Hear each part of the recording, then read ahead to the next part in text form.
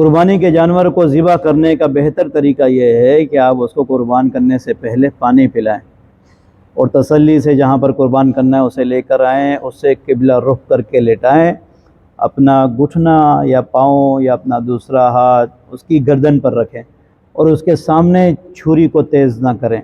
چھری کو تیز کریں اور خود اگر موجود ہوں اپنے ہاتھ سے چھری پھیریں، خود موجود نہیں ہیں، خود وہاں موجود ہیں چھری نہیں پھیر سکتے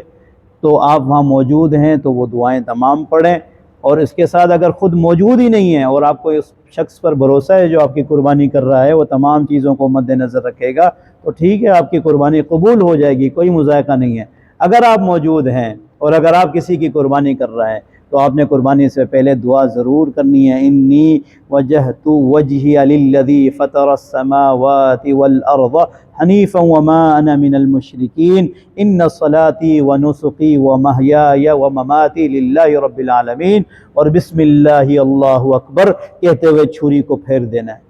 چھری کو پھیر دیا، جانور قربان ہو گیا، اس کے بعد آپ نے دعا کرنی اللہم تقبل منی کما تقبلت من خلیلک ابراہیم علیہ السلام، یا اللہ میری قربانی کو بھی تو ایسے قبول فرما جیسے حضرت ابراہیم علیہ السلام کی قربانی کو تو نے قبول فرمایا۔ اللہ جل شانہ ہم سب کی قربانیوں کو قبول فرمائے۔